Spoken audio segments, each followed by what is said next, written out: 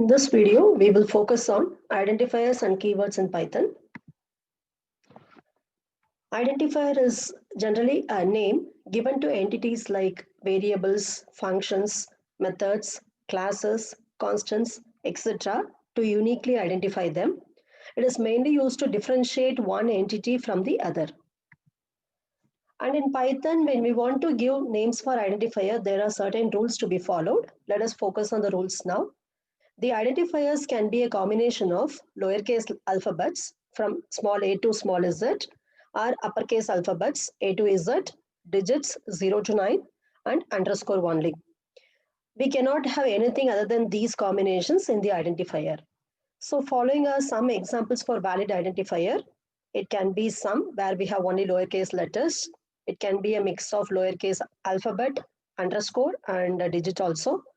So these things are allowed in the identifier. And the main thing is we cannot use any special symbol other than these things in the identifier. And one more important rule is identifier cannot start with the digit. Even though digit is allowed in the identifier, it should not start with a digit. So two states is invalid because this is starting with a digit. Instead of two states, we can write states 2. It is valid identifier. And keywords cannot be used as identifier. Python is case sensitive. Uppercase and lowercase letters are treated differently. So all these names are treated as different identifiers in Python. And here there is no restriction for the length of identifier. An identifier can be of any length. And now we'll see some of the best practices that can be followed in selecting the names for the identifiers. When we go for class names, it should start with a capital letter and all the remaining identifiers, whether it is a variable or method or function, they have to start with a lowercase letter.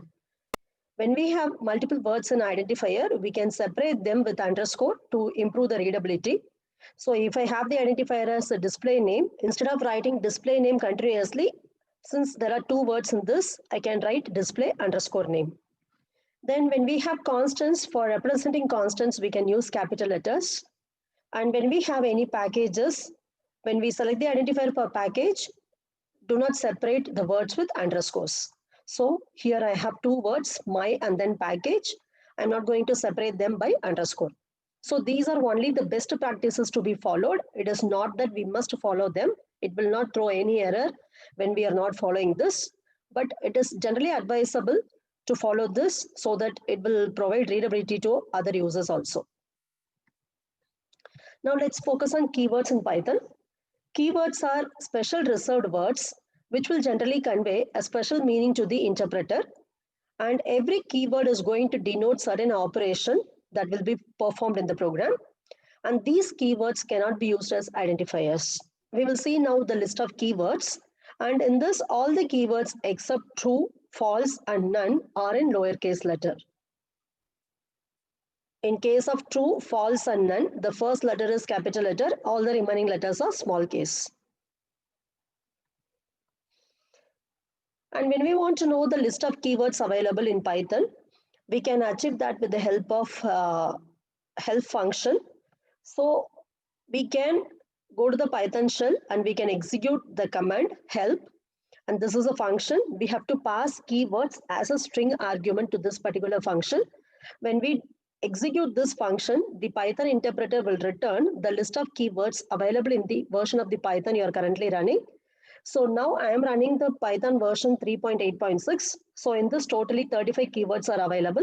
So all the keywords will be listed here in the alphabetical order.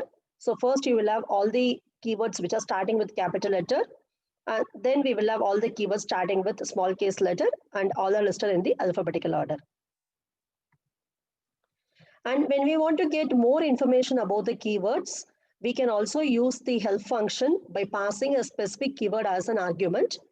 And when we call this help function, we have to remember that whatever we are passing as argument should be a string.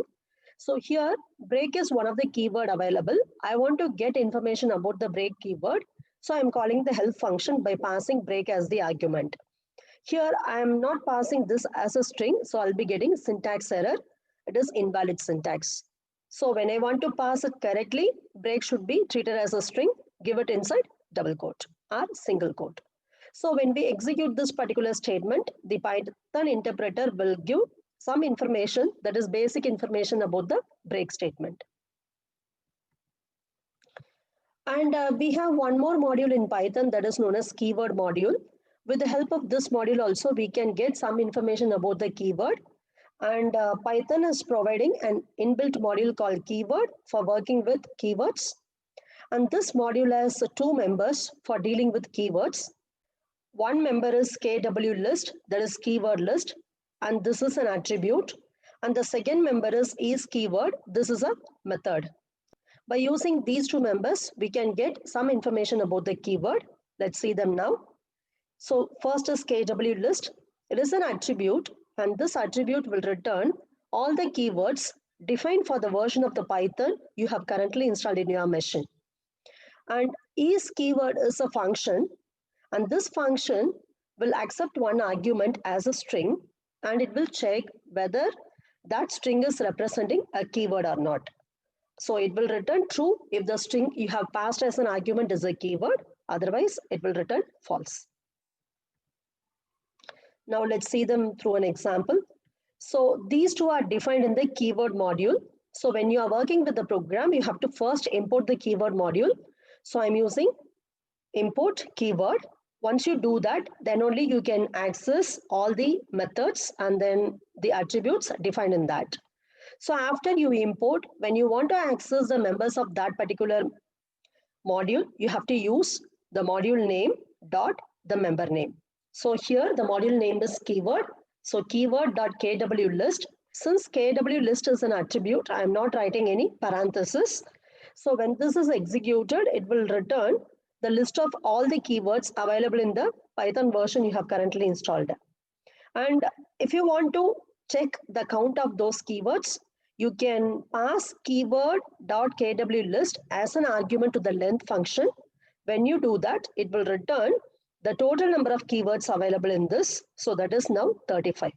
It is not that all the Python versions have 35 keywords. It changes from version to version.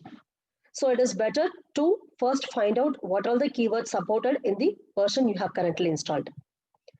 And instead of searching through the entire list, if I want to find out whether a particular string is a keyword or not, I can use isKeyword function.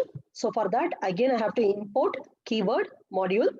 After I import the keyword module, I can access isKeyword function with the help of this module. So the syntax is keyword dot isKeyword. And for this module, we have to pass a string. The string is nothing but if I want to know whether a particular information is a keyword, that I have to pass here. So now I want to identify whether for is a keyword. So I'm passing for as a string, that is inside double quote. If you see the list of keywords, here for is present as a keyword. Therefore, this function will return me true.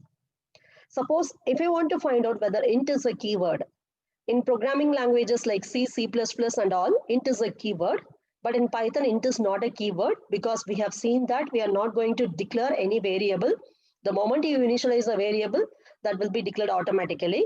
So I want to find out whether int is a keyword. So I am again calling keyword.isKeyword, passing int as a string argument. It will return me false because int is not a keyword in Python. There are totally 35 keywords in Python 3.8 version, and the list of Python keywords has changed over time period. For example, the keywords await and async, they are present in Python 3.8, but they were not present until the version 3.7.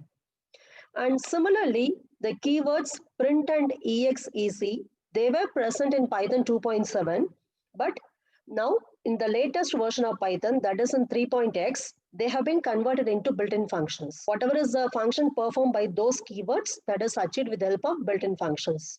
So these keywords no longer appear in the list of keywords in Python 3.x. Before choosing the names for the identifier, it is better to know the keywords present in the Python version you have installed, because in every version of Python, certain keywords have been added and some have been removed.